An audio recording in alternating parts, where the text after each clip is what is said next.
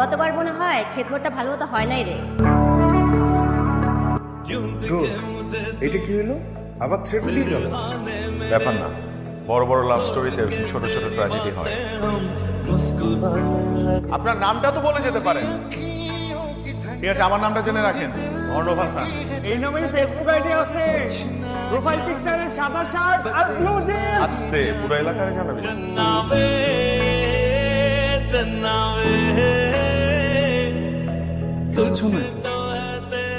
বোকা বানাইলো।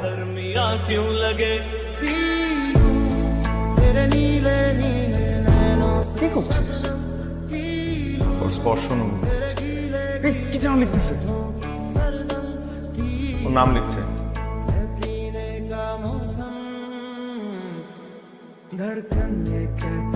কি বুঝলি? ওর হাসি দেখে মাধবীলতা।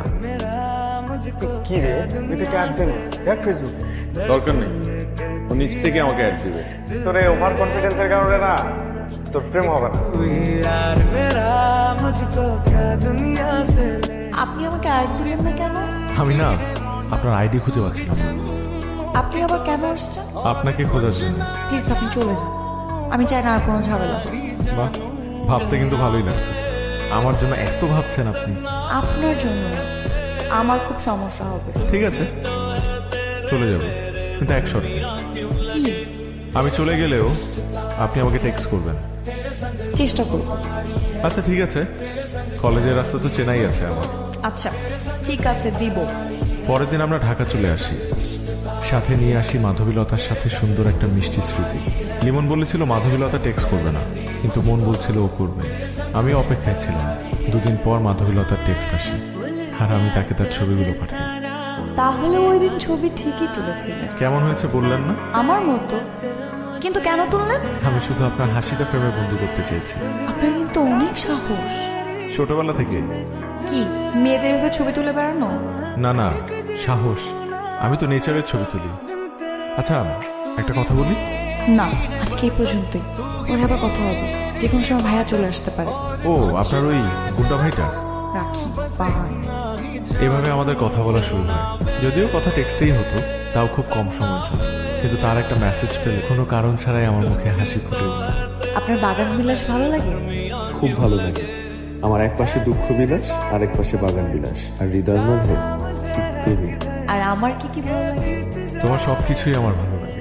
তোমার মিষ্টি হাসি, মায়াবী দুটো চুল, তোমার রেশমি চুল যখন বাতাসে দোল খায়, তোমাকে প্রথম দেখায় আমার মনের মধ্যে যে উন্মাদনা তৈরি হয়েছে তা দিন দিন বেড়েই চলছে।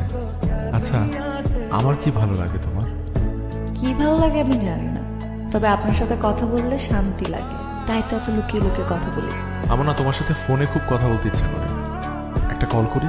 না, আমার কথা বলতে সমস্যা, যে কোনো সময় বাবা চলে আসতে পারে। প্রিয় মানুষটার একটা মেসেজের জন্য অপেক্ষার মাঝেও একটা মিষ্টি অনুভূতি আছে, সেটা আমি এখন বুঝি। ও সারাদিন আমাকে অপেক্ষা করাতো, কিন্তু তার মেসেজের রিপ্লাই দিতে দেরি হলেই সে উল্টা আমার উপর দোষ চাপাতো। কোথায় আপনি? এই যে কখন হাই দিলাম, আর রিপ্লাই নাই কেন আপনার? অন্য রুমে ছিলাম। বুঝতে পেরেছি, ইগনোর করছেন। নাকি অন্য মেয়েদের সাথে ব্যস্ত? কোনোটাই না। তোমাকে না ইগনোর করার সাহস আছে আমার, না অন্য কারোর সাথে কথা বলার সময়। এত দূরে থেকেও এক অদ্ভুত মায়ায় জড়িয়ে রেখেছো তুমি। হয়েছে হয়েছে, মিথ্যা মিথ্যা বলে আমাকে খুশি করাতে হবে না। মিথ্যা না, আমি শুধু তোমাতেই আসক্ত। না হলে তো আশপাশে আরো অনেকেই ছিল। দ্বিতীয়বার কখনো ফিরেও তাকাইনি। খুব তো সুন্দর করে কথা বলতে পারে, গার্লফ্রেন্ড নেই কেন? কখনো মায়ায় পড়িনি তাই। দেখতে দেখতে একটা মাস কিভাবে কেটে গেল তা বুঝতেই পারলাম না। অনেক জোরাজোরির পর মাধবীলতা ফোন দিতে রাজি হলো। দৃষ্টি ভালো লাগে? অনেক। সাথে রবীন্দ্রসঙ্গীত হলে তো পুরো জমে যায়। ক্লাসিক একটা ব্যাপার আছে। আপনার রবীন্দ্রসঙ্গীত পছন্দ? খুব। তোমার প্রেমে পড়ার পর এইসব প্রেমে টেমে পড়া যাবে না, রাখছি এখন। সেদিন কি অদ্ভুত একটা মায়া কাজ করছিল। কথা না বললেও মনে হচ্ছিল আমি তাকে অনুভব করতে পারছি। আজকের পর মাধবীলতার প্রতি প্রেমটা যেন জেঁকে বসেছে আরো। জ্ঞানীরা সব সময় বলে সময় চলে যাওয়ার আগেই মনের কথাটা বলে দেওয়া উচিত। তাই সাহস নিয়ে মাধবীলতাকে মনের কথাটা বলেই ফেললাম। মাধবীলতা, তুমি আমার জীবনের সবচাইতে সুন্দর অধ্যায় হয়ে এসেছো। আমি সারা জীবনের জন্য তোমার হাতটা আমার হাতের মধ্যে চাই। দেখেন, আমার আর আপনার দূরত্ব অনেক, জানি না আবার কবে দেখা হবে, এত দূরে থেকে কিভাবে সম্ভব।